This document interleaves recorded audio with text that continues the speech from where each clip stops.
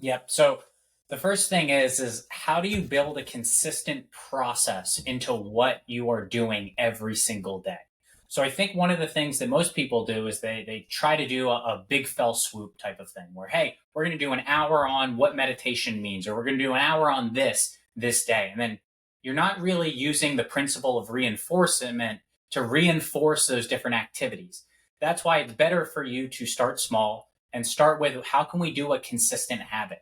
So one of the things I've worked with coaches on is to say, hey, we know that we're going to do 5 minutes every single day on a new topic, or we're going to do 5 minutes on how we begin and end every single practice, every single meeting with certain new things that we go through.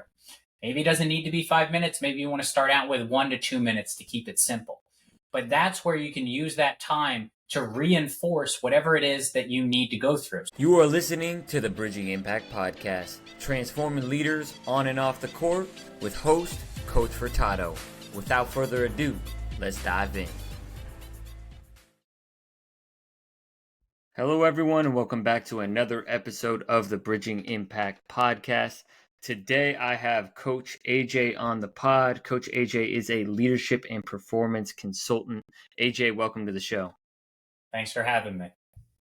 I'm excited to dive into our conversation on performance and then what really goes into that performance and talking about kind of the mental aspects of that. But before we get into that, I'd love for you to get the opportunity to share what made you want to dive into the leadership and performance world. So for me, it all started with myself, to be completely honest. Back in 2019, I was in a tough space and I was having a tough time. And I started diving into the realms of self-improvement. I started diving into the realms of mental fitness, meditation. And I started with meditation. And one of the books I read really just started to change my mindset on everything. So after being in a tough spot, I started to see the effects and how it could change my life. And so I was meditating every single day for an hour every single morning. And then over time, I started to figure out what worked for me through trial and error. People started to realize and see the changes in myself in 2020. And that's when more and more people started asking me, hey, can you coach my children? Can you coach me? Can you coach some of my friends as we go through? So it kind of just happened all together. And then from there, I realized more and more people were kind of coaxing me into saying, hey, you should put a lot of this information online because I think more and more people could really understand and grab this information and take it and run with it. So it just kind of happened all together in terms of my own transformation and what I've been learning and sharing. And that's where I think of myself. You use the word consultant, but I think of myself as a mix of consultant, practitioner, journalist, and researcher, kind of all smushed into one. Right. You're wearing all these different hats, and Yep. your journey kind of sparked obviously this desire to want to learn more. And then once you kind of learn more about these aspects of self-improvement and meditation and mental fitness and self-awareness, you want to continue to expand on and teach. And so, when you're kind of exploring that kind of, mindset of wanting to teach and give back, what has the journey been like? How have you really learned how to, number one, like consume the content of kind of mental fitness and performance to then want to teach the concept, and how have you evolved as a teacher over time? So I've definitely gotten better as a teacher over time. I think at the beginning, it all starts with the humility to understand that you don't know every answer and you have to start asking the right questions. That's really where it starts out with in terms of what am I looking for? Why am I looking for it? And starting with those questions that go along with it. When I start working with someone, I think the biggest thing is talking about what the most important things are for them. What are your goals? What's your vision? And really, what's the identity that starts in the middle that we need to be thinking about in terms of building? It really all starts with self-awareness. I think the principle of self-awareness, it all starts at that core because as you start to grow the muscle of self-awareness, you start to understand what is it I want? You start getting better at how you focus. You start getting better at being able to eliminate distractions and then also have a vision and start heading it towards a plan of what you need to go through. So for me, it kind of started with that. And then when I sit down and work with people, it's really getting to know them. I can't, I know what's worked for me in my life in terms of the principles of goal setting, the principles of journaling and meditation and being able to be present. But that means something different to everyone in terms of what it is. For me, I think you need to have presence, you need to have self awareness. But for some people, it might actually just be going outside and walking for 15 minutes and getting outside nature. For some people, it might say, hey, I need to shut the lights off. I need to sit cross legged and I'm going to do a meditation in the dark as we go through. The principles are the same in terms of getting to know yourself, being able to focus and be present better. But how you execute on it depends on who you are and what you enjoy. And that's where, to me, I need to understand you. I need to ask those questions. I need to see what are those triggers and what do we need to be working on as well. That's a great kind of way and framework to look at it, and just kind of giving everyone their own guidelines on how they can execute that mindfulness. It doesn't have to be, sitting in the dark and doing the 10 minutes of meditation, right? You can be someone like, I really enjoy going on walks and just either clearing my mind or like trying to think about nothing and just listening to the sounds and being outside. And I like how you kind of view it as self-awareness as a muscle. So as you know, I feel like a lot of times coaches, we understand, right? More reps, right? The better you get at something, right? If you're just going to put it in simple terms. So for as a coach and someone who really cares about developing the minds of young people, and for the coaches that are listening, what are some like ways we can help our athletes develop that self-awareness and, do those bicep curls of self-awareness?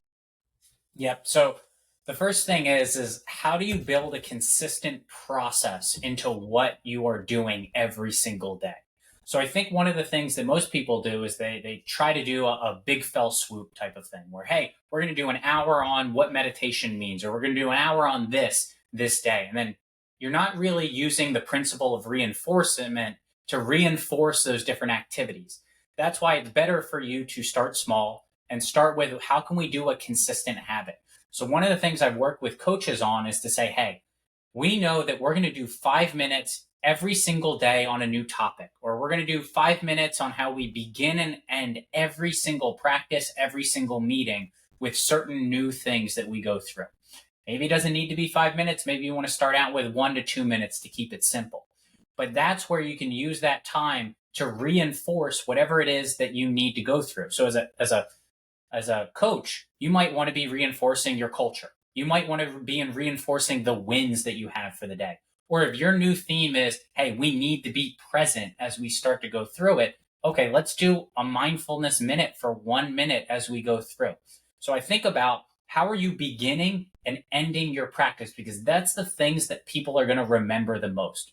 So let's talk about maybe one of the things I've worked with coaches on before is what are your core values and how are you actually embedding them into the practice and into what you do? Because say being present and being mindful is the most important thing. So are we doing something at the beginning to have that mindful moment?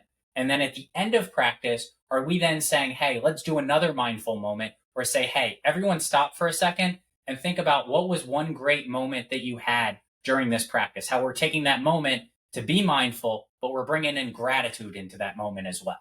So thinking about how you can bring it in. And to be honest, coaches nowadays have to be more creative than ever in terms of getting into young kids' minds and getting their attention overall. So maybe it does mean bringing a video in. Maybe it is having a speech from Nick Saban or Sean McVay or Steve Kerr, depending on who relates to the people as well.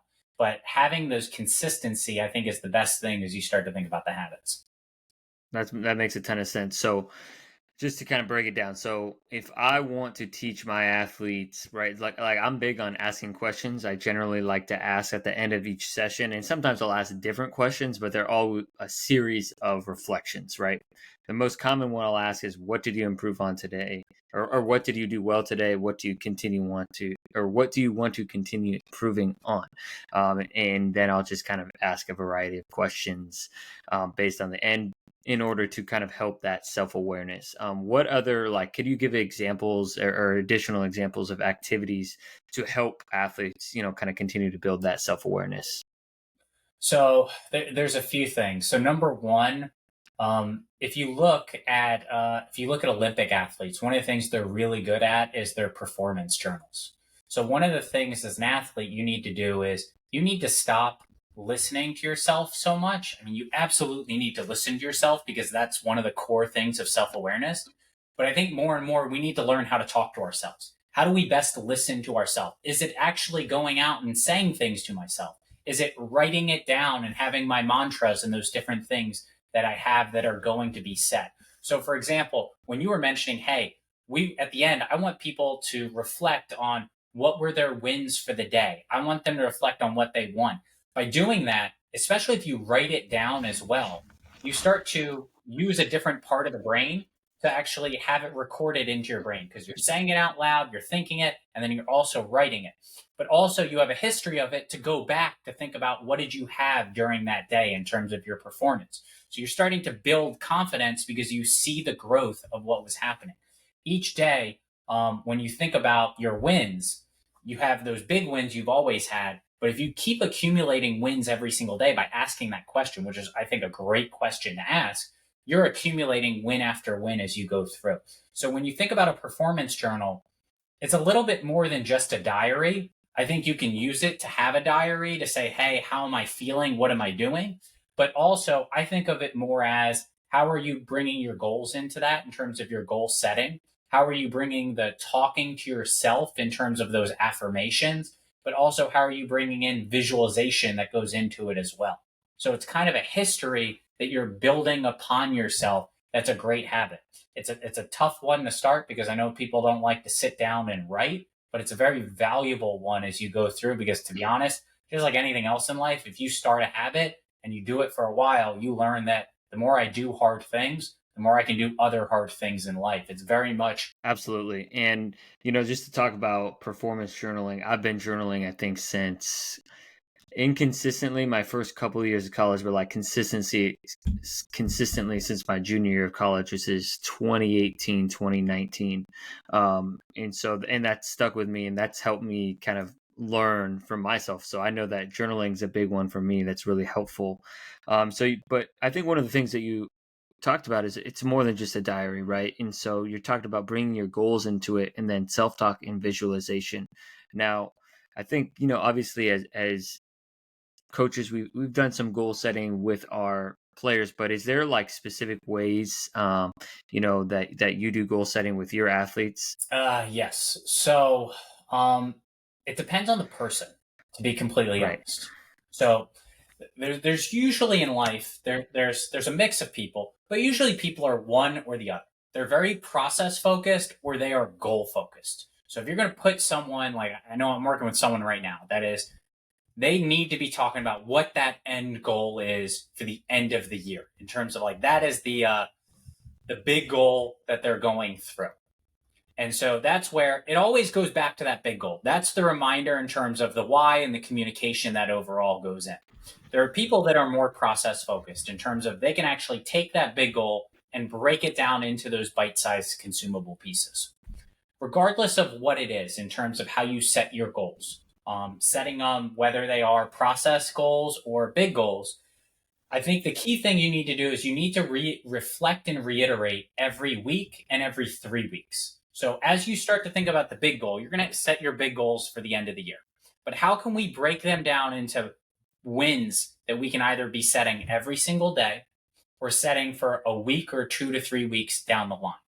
And as we go through, reflecting on, is this really getting me to where I want to be in terms of what the process goal is? So let's just keep it simple and generalized for someone in terms of like, I need to get better at basketball. I need to get better at shooting in terms of I want to be able to be the best, be the best shooter on the team.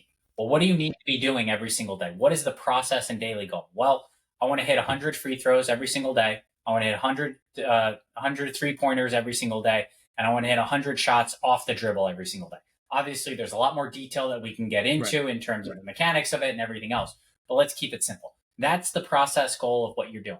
Then think about how you're doing every single day so the performance journal can come into this and say, well, it took me this long to make this many shots. I was usually hitting them too far to the right or too I was overshooting them overall in terms of maybe hitting the back rim.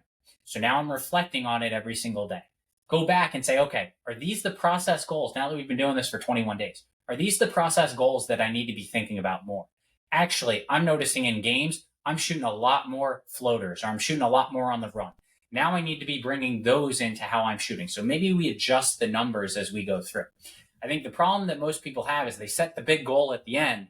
They don't think about the process and the consistency that is going to get me there. And they're not reflecting along the way, because it truly is an iterative process. And it goes back to the self awareness and asking yourself the hard questions of, am I really doing what I need to be doing to get to where I need to go overall as we go through? So I think it goes back to the consistency. We were talking about it on a team level, but as a one-on-one level, how do I think about consistently doing what I need to do every single day and just making it more of a Absolutely. And I like this idea, and so I kind of have a follow-up question around talking about resilience, and especially when it comes to a training plan for a specific goal. How what are good questions, and how do we help our athletes, and if you have any stories to share on, do we keep going on this like, say I'm having a roadblock, right? Like I'm, we'll keep it simple with threes, right? I'm not making as many threes in a game as I would like, right? When does it become like resilience kind of work, like in terms of the mindset? And when does it become, maybe I need to adjust and change my training plan? um it depends on your goal and kind of where you're trying to fit in. So like the question I would Right. ask there is, well, why do we need to change the training plan right now? Like what are you actually getting at in terms of what the overall goal is? The goal to be the better shooter, or is the goal to stay on the court in terms of what needs to get done? Mm, And that's where you need to balance, what do I need to do to help the team, help myself, while also not harming anything that goes in along through there. And so for the example I would say is, let's ask questions of, why do you think why do you think that you're not hitting those threes in the games? Is it because you're not preparing? Is it because you're getting a little bit of performance anxiety every single time you do shoot those threes? Is it the fact that maybe you're just not strong enough at this point in terms of kind of your delivery and your shot? Your legs are getting tired as we go through at the game. So I start to ask the questions of, where do we think we're headed? And then what is the goal of what we need to accomplish? Because you're right. Maybe in this instance, we do need to change the goal and adjust, where it's say, hey, during the games, maybe I should be reflecting a little bit more on where my strength and my power is. And maybe I need to be working on this in practice. And until I feel more confident, we start to bring it down as we go through. So the word resilience, I would say here, is more of, hey, we're going to have endurance no matter what. We're going to ultimately get to where we need to go. It might just take a little bit longer in terms of resetting and managing those expectations that we go in. And that's where the expectations kind of fit into kind of where it kind of, I don't want to say messes up, but it starts to reflect into kind of where you're asking the right questions as you go through in terms of what is the overall goal of what we need to go through. Because if your expectation is just to help the team, then at the end of the day, why are we talking about threes and twos? How can we help the team in terms of, hey, let's just try to make as many shots as we possibly can? right. Right. No, that's a really good point. Just bringing it back to kind of the overall goal. Now, I kind of want to stay on the topic of resilience and kind of bring up a point that you talked about earlier, which is the more challenging aspects we go through in life, right? The more confident we become at being able to overcome certain obstacles. So I'd love for you to kind of just share just resilience tips for athletes that you go through. I know you just wrote a newsletter on the 9 things that the most resilient athletes execute on. Yeah. So I was working with someone last month, and I think the biggest thing when it comes to resilience is, how are you defining what you are going through, and then how are you focusing that goes along with it. So, for example, when we start defining it, we need to start thinking about, like, there's a few things I wrote in that newsletter. Is just like, how do we just think about failure? How do we think about resilience and endurance? How do we think about just how life is, in terms of, sometimes, like, stuff happens. You know, you have to accept that stuff happens in life, and how are you going to bounce back from it?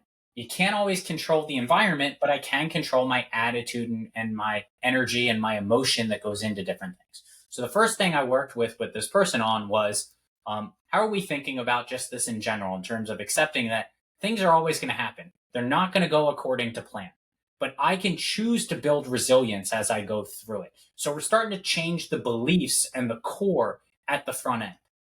The next piece is, okay, we need to work on where we are focusing our attention, in terms of knowing that, hey, I need to eliminate the distraction. So the key question that is rooted in all of this is, your mind is going to go to those bad thoughts in terms of like, hey, I didn't make the team, or I didn't do this, or I didn't do that. And so this was someone that in their mind they had a pretty big failure. But at the end of the day, they kept harping on it. Their mind kept going into it in terms of different triggers were going to it and different things were happening. But at the end of the day, you have to ask the question, when I start thinking about this and my mind starts going to that, is this helping me or is this harming me? So how can we set a plan to say, okay, this isn't helping me. How can I actually trigger and go to something that is going to be helping me overall? Because this is harming me. It's getting me in a bad mood every single time I think about it. It's making me focus in ways that I don't truly want to. So going there, and then starting to think about, okay, as I start to focus, like making sure that I'm talking to myself versus just listening to everything that goes on, as I start to think about, is this harming me? And then knowing that this isn't permanent. I'm going to get over this. So having that belief as I talk to it, this isn't going to pervade into other areas of my life as well. And so it's not going to be constant as we go through it. So to me, it's the little habits of resilience that help you is just being able to have that self awareness. So that's where meditation, being present, focusing on the moment, being able to truly be where your feet are is the best thing that's going to help you go through resilience, because you'll understand and remind yourself all those things we just talked about, in terms of talk to yourself about, accept that stuff's going to happen. It's not going to go the right way, but I can focus and control on what I can control. And then the self awareness, as it goes through, my mind keeps wandering. How do I get myself back to those different things? How do I run through? And you think about it, I think about it sometimes, it's like I've already pre programmed these computer programs into my mind to say, when that trigger happens again, and I think about my failure, and this is what we were talking about, the three things I'm going to do is I'm going to be aware of it. I'm going to tell myself my one sentence that makes me feel comfortable. And then I'm going to focus on what I'm doing right now in terms of, we are having this conversation. Gotcha. And that's all just self-process, self-awareness oriented. Yep. And you talked about failure, and I want to get there here in a second, but can you kind of give an example of, something, some sort of trigger that may cause someone to be upset, and then also an example of what kind of sentence can help them? So let's think about a basketball player, and let's think about like missing a shot. And that, in terms of like, hey, every time I miss a shot, my mind immediately goes to the worst place possible. I'm the worst shooter in the world. So as you start to go through, there's different times throughout the game, obviously, when you miss the shot. How can I just say, hey, I've practiced this. I know this. I'm going to be great at this as you go through. And every sentence you create is going to be a little bit different, but you need to start talking to yourself in more of a positive manner. And also think about the fact that you've done the work at this point. This is where preparation becomes so helpful, because you feel like you've earned it in a way. And that's where it starts to help as you go through it. So when I've worked with shooters in the past, for example, and they're trying to get their confidence up, and let's say they're having trouble with the confidence, and like they just get on the court and they see other people, and they see like other people making all those shots. They got to build the self-awareness to understand that their self-talk is saying to them, hey, you're never going to be as good as them, or they're a really good shooter. And that's where it goes in. And I go back to the habits and say, well, let's reword that. Number one, I'm aware of what I just said to myself. But number two, I'm going to have that program and say, this is what I'm going to say to myself. I shot 1,000 shots every single day for the last 6 months. I've earned the work I have. I know I'm a good shooter. It's going to come out in the games. Right.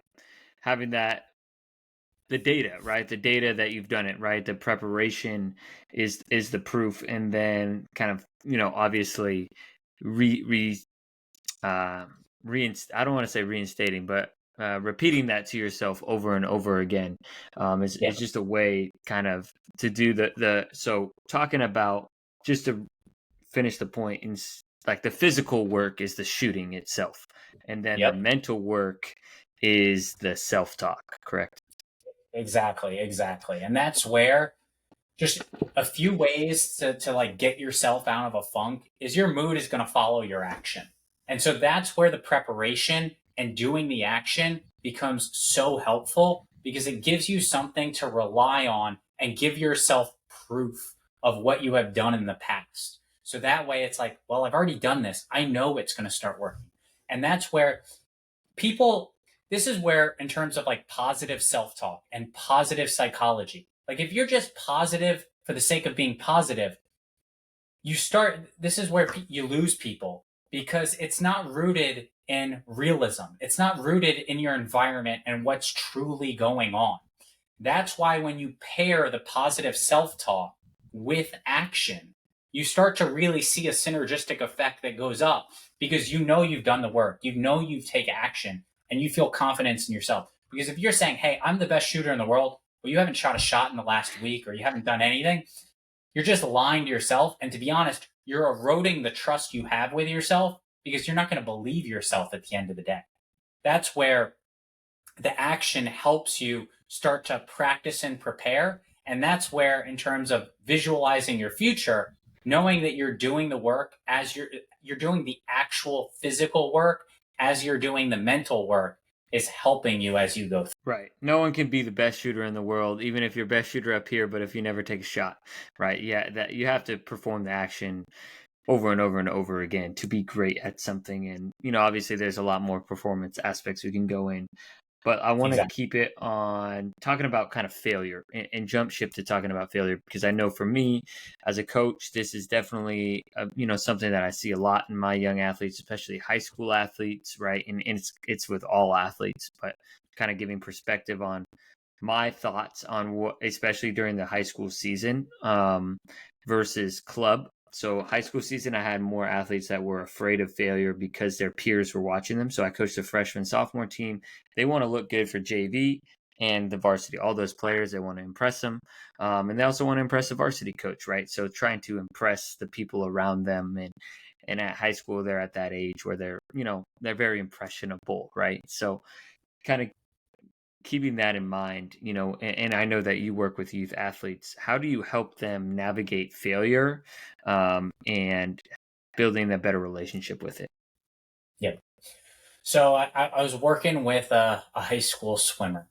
And when it comes to fear of failure, I think the biggest things that he and I had to have a conversation about was just what is failure and really defining what is failure and what a failure actually looks like. And so then going into the conversation of, hey, anyone who has failed at anyone who's been successful in anything has failed at something in their lives. And I put failed as air quotes because, to be honest, they learned from it. They grew from it as you go through it. So starting to have that conversation of saying, okay, let's start to change the wording and the language that goes along with it. I think one of the big things that you and I are talking about right now is the language that goes into the conversation we have with other people, the language we have that goes into the conversation that we have with ourselves. The next thing that we sat down and did was let's go through and actually let's do a fear setting exercise. What is the worst thing that truly happens? Let's think of like 10 out of 10, the worst thing that happens, and go through and actually say, how bad is that on a level of 1 to 10, in terms of 10 being dying as we go through it? So, what is the actual fear that we have that's going on? And then going into it and thinking about it probabilistically. So, actually throwing a percentage and saying, what are the percent chances that that actually happens? And I think one of the things we started to go through, and this is a muscle that you build with self awareness, was you lie to yourself a lot in terms of your thoughts that you have. And that's why talking to yourself becomes so important because you need to challenge those negative thoughts. So he and I were having this conversation, and he was like, well, this, that, and the other. And I go, is that true? And that's a good question to just ask yourself.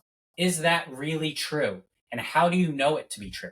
And that was the conversation that we kept going back to in terms of he'd say something and I'd say, is that true? How do you know that? And so we'd go through it and we had kind of a full sheet of paper that said all the fears, the percentage that happened as we went through it. And then we went to the back side of the paper and we said, okay, well, what are the good things that can happen? Let's go out and let's actually say, what are the good things that are going to happen if you go out for the team? What are the good things that are going to happen if you start winning? What are the good things that are going to happen in terms of college scholarships that go along with it, in terms of kind of thinking out into the future? And so what we had to do, if I kind of give that example and we bring it back to what we just talked about. Number one, we framed a conversation around what is failure and how are you defining failure.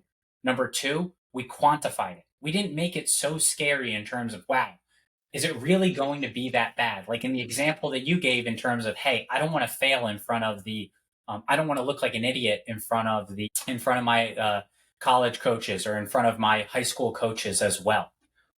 Thinking about that and thinking about, well, if that does happen, you'll get another chance, especially if you're a freshman or a sophomore. You'll get more opportunities as we go through.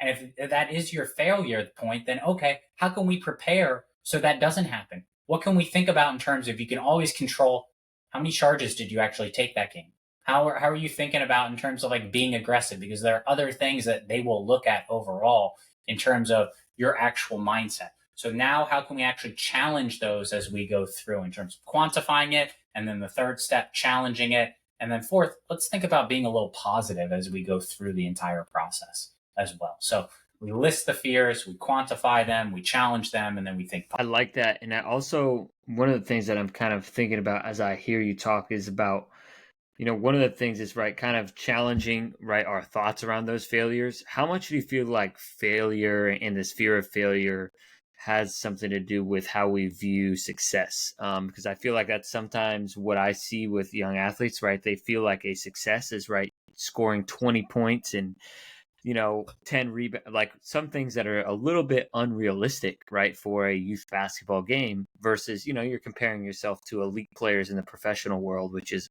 a lot of times what, athletes are comparing themselves to. Absolutely. I think you kind of hit on it with that word comparison. I think comparison right now is very rampant across all age groups, just in the world that we live in today. And that makes it difficult for us to think about how are we defining success and really grounding it in realism.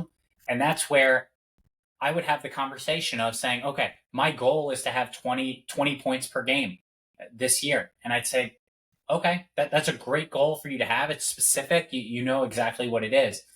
But what are the percent chances that you actually have it? How many times have you scored 20 points per game in previous years? Even when maybe you were a lower level, how many times did you actually do that? So starting to ask the questions and having them challenge themselves as well.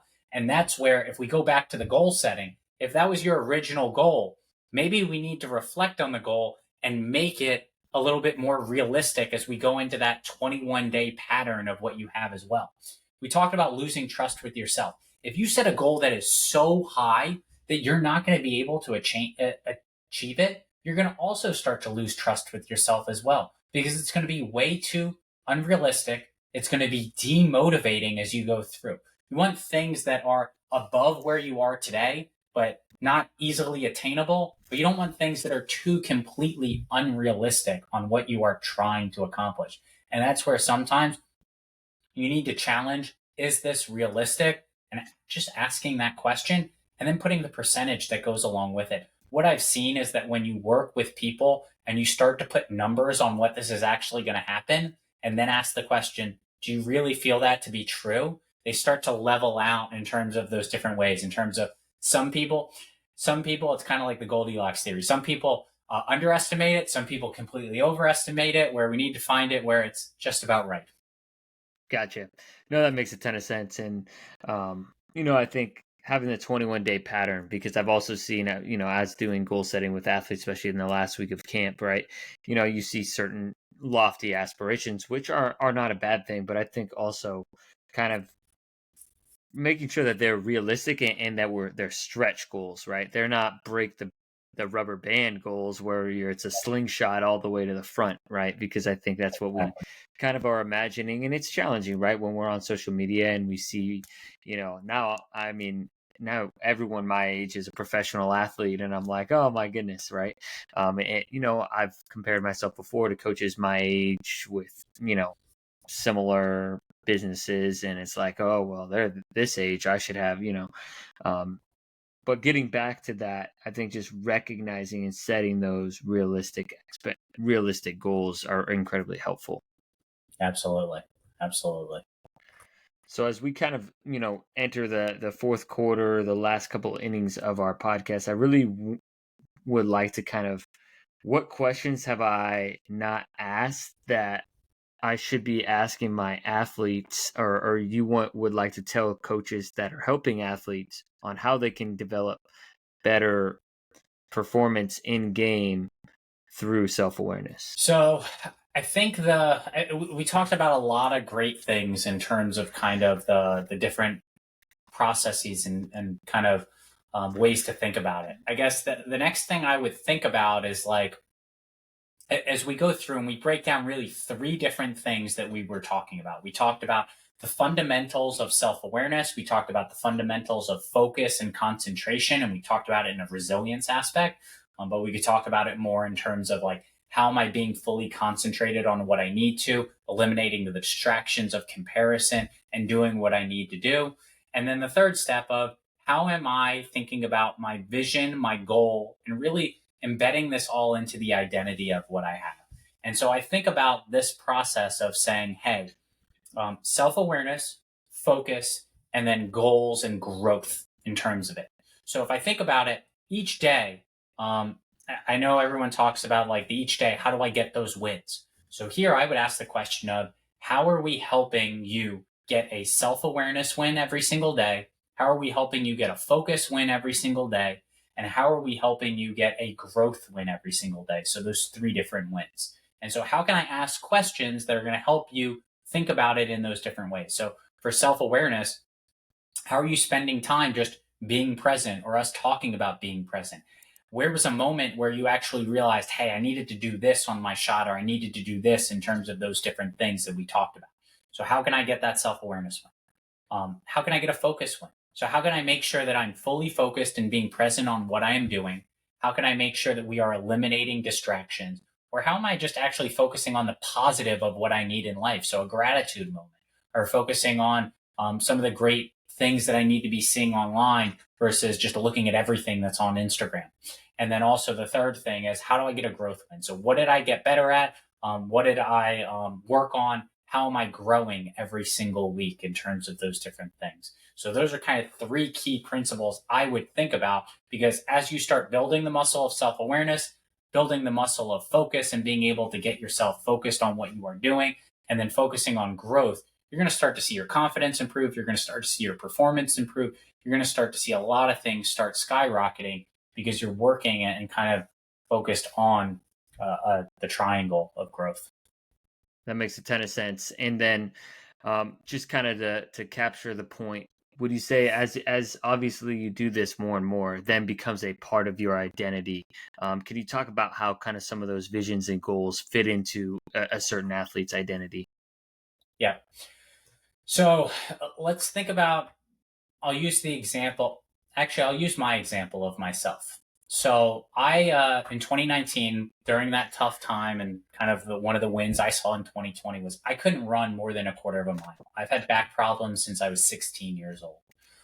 In 2020, my goal at the beginning of the year, I wrote it down, was to be able to start running. Didn't really have anything specific. It was just start running. Well, 2020 and COVID happened, and all the gyms are shut down, and you don't really have any options. And remember, I couldn't run more than a quarter of a mile, couldn't run more than a lap around the track, because I had back problems. Well, more and more, I started to get better. I'd be able to run and then walk and then run and then walk. And then by the end of the year, I was actually running 4 to 5 miles consistently without having to stop. Well, that continued. And in 2022, I ran my first half marathon. And then in 2023, I ran my first marathon. And so when I talk about my identity as we go through, what I started to realize was, number one, at the beginning, it sucked. I mean, having to only, I ran for like 30 seconds and then I'd have to walk for 30 seconds, run and then walk as we go through. But as you start to act more and more on it and start to think about it, you start to change the identity of who you are, because you are kind of changing the habits and the persona of what your identity truly is. And this is where I started to increase what my goals were. Now it was like, I'm going to run a mile without stopping. I'm going to run 2 miles without stopping. And it wasn't a straight line. There's ups, there's downs. Right. I injured myself twice in between. You keep going and you figure out what works for you. But being able to know, hey, I'm having enjoyment and passion for what I'm doing helped me get there along the way.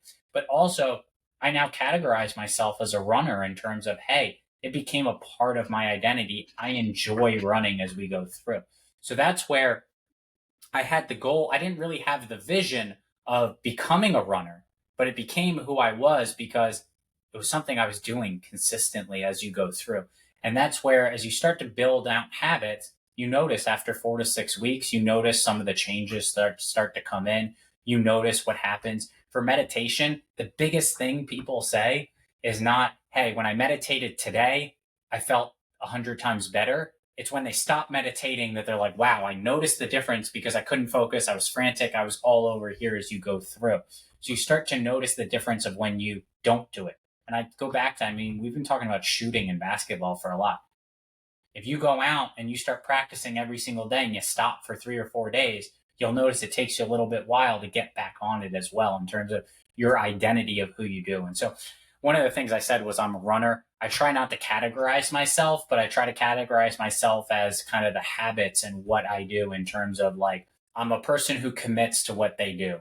I choose mindfulness every single day. I choose happiness and joy of what I do. And I'm a person of integrity as we go through. And that's where one of the things as we start to think about the identity, it's the why of what you're doing. But think about your core values as a human being, your core values as a team, and how are you embodying that to yourself as well. So it's something you can always lean on as part of your identity. I love that. And that's like a perfect place, a perfect, kind of ribbon on the podcast. And, just talking about how all these things coming together, right? And you're talking about over time. I think it's great, in 2019, right, was the challenge. And 2020 was when you started crawling, so to speak, right? Started just walking, running, doing whatever you could. And then in 2023, you're running a full marathon. And I think that's also kind of, obviously it's a full circle. It's a great moment because I think especially for this generation of athletes, I just wrote a newsletter about it last week, is it's so important to stay patient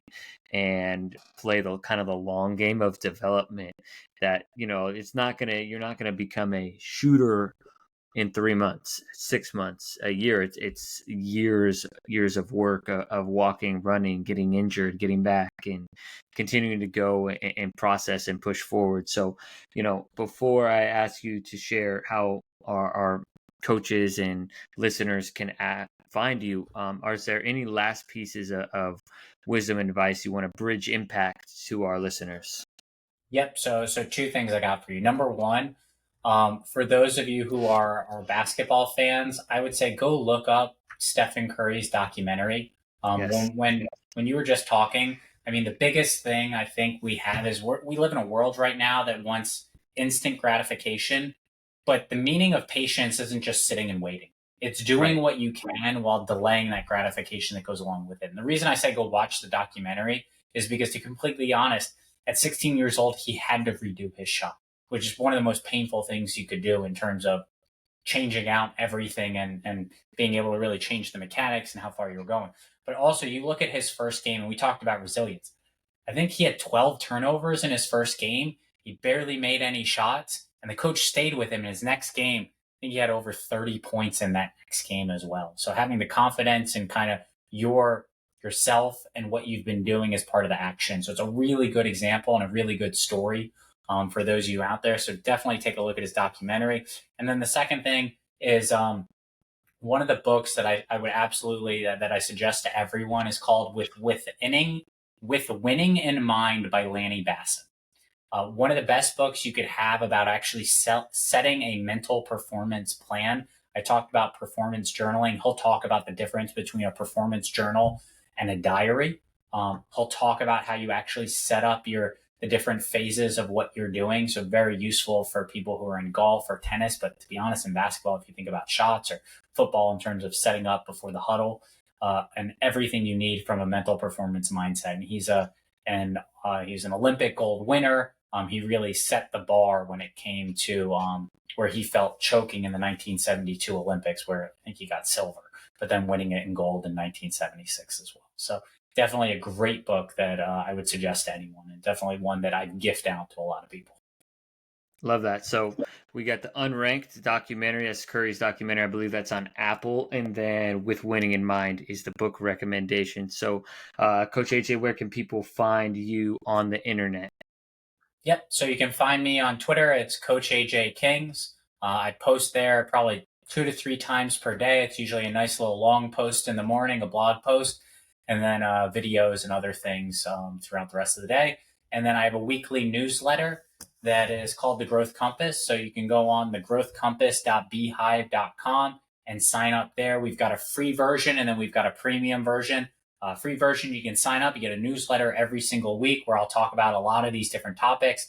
And then the premium version is a premium community that we have set up where it's a daily newsletter. And then we also have all the daily content gets put into a database for you. So it's a full community where you can actually go up and search and look for any of the information and insights that have been building and growing over time. So feel free to take a look at both of those. Very useful for coaches, parents, teachers, and athletes in terms of thinking about mental performance, thinking about the process of what I need to do, from self-awareness to focus to goal setting to visualization, all these topics we talk. Love that. Thank you so much for your time today, Coach. Thanks for having me. Have a great day. Thank you for listening to this episode of the Bridging Impact Podcast. We'd love it if you would like, subscribe, leave a comment and a review on whatever platform you're on. It's the best way to help us grow. We appreciate you for doing that. We'll shout you out on social media. I'd also love if you connected with me on social media. Let me know your thoughts. And this is why I do it. I want to share knowledge and wisdom from experienced leaders to people like yourself and myself, so we can have this dialogue and move forward, make an impact on the world. So stay tuned, stay subscribed. Cheers.